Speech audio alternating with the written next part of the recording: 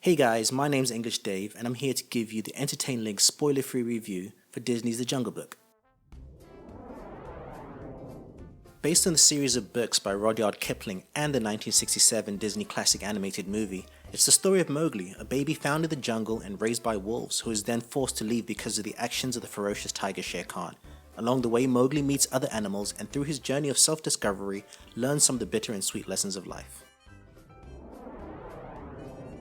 The movie was directed by Jon Favreau, who, outside of acting, is most famously known for directing Iron Man 1 and 2 and the surprisingly heartwarming Chef. He has the ability to frame his films in a way that lets the audience really engage with the characters, regardless of if it's a billionaire stuck in a cave, a chef on the road with his son, or even, yes, two brothers trapped in a house in space. He presents characters in a way that makes you care about them and their relationships, regardless of their circumstances. For The Jungle Book, he captures a tone that almost made me feel like I could have watched this as a kid. It has a timeless quality to it, and I'm sure in 10 years' time it'll still hold up. The movie has a grand scope, yet you can tell that Favreau has learned to use restraint and doesn't overdo it, which gives the movie an intimate feel to it at the same time. The movie only has one real actor in it, and that's Mowgli, played by Neil Sethi. Only 10 years old at the time of production, Sethi presents a young boy who is both aware of the dangers of his surroundings, but brave and curious enough that he traverses them with the ease in which we walk down a sidewalk. He's able to interact and emote with the characters so well, I completely forgot he was acting in a soundstage alone surrounded by green screen.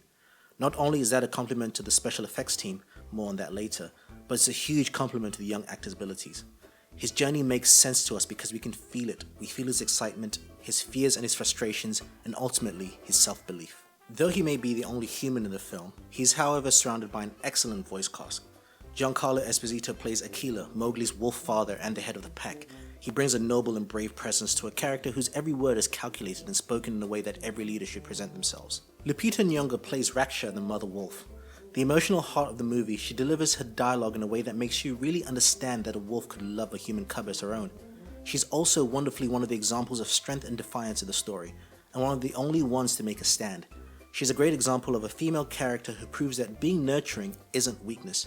It's a subtle element to the larger story, but it makes her scenes stand out. Scarlett Johansson brings a brief but standout role as Kaa the Snake. Typically a male part, Scarlett's voice is actually perfectly suited for the hypnotically alluring character that has you just as mesmerized as Mowgli is in the film. Christopher Walken commands his scenes as King Louie.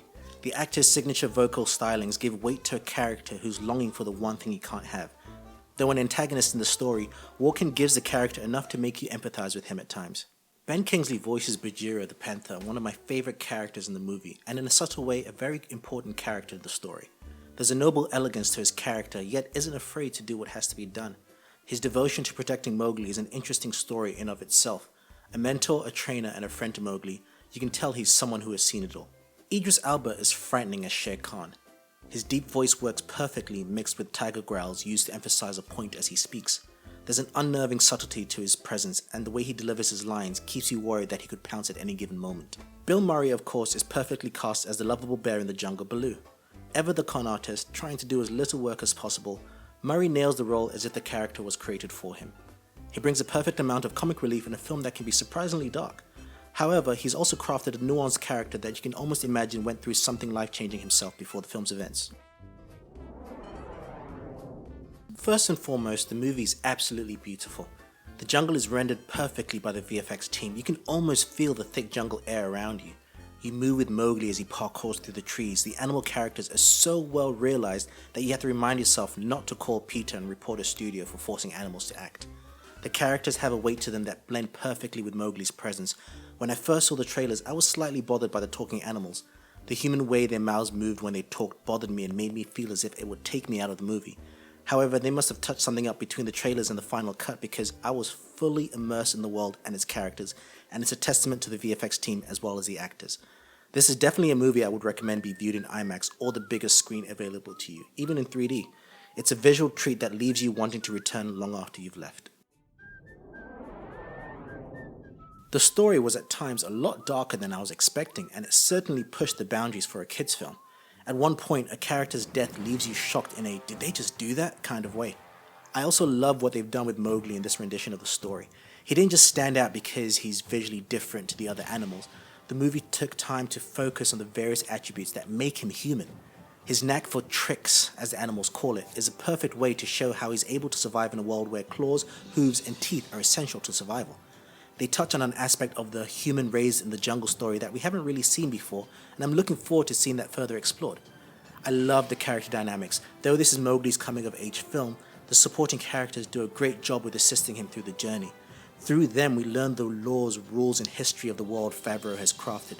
Part of the reason I'm excited to return is because I want to see more of that. This is a hard one because it's something I liked and didn't like at the same time, and it's mostly a nitpick, and it's to do with the music. The film isn't a musical, but we do get two musical numbers, and when they do happen, it's jarring at first because the world Favreau created doesn't really work for it. However, once you get past that, their rendition of the classics I Want to Be Like You and Bare Necessities will have you humming along, and you'll allow it because the movie is fun, the songs are great, and you won't care. It's only when you think about it after the film is over that you think maybe these songs shouldn't have been there, but then you start humming it again and you don't care.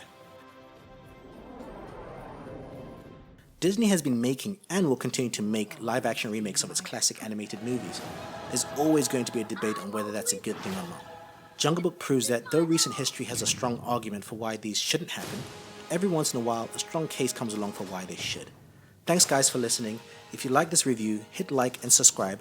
Check us out entertainlinks.com or search for us on Twitter and Instagram, entertainlinks.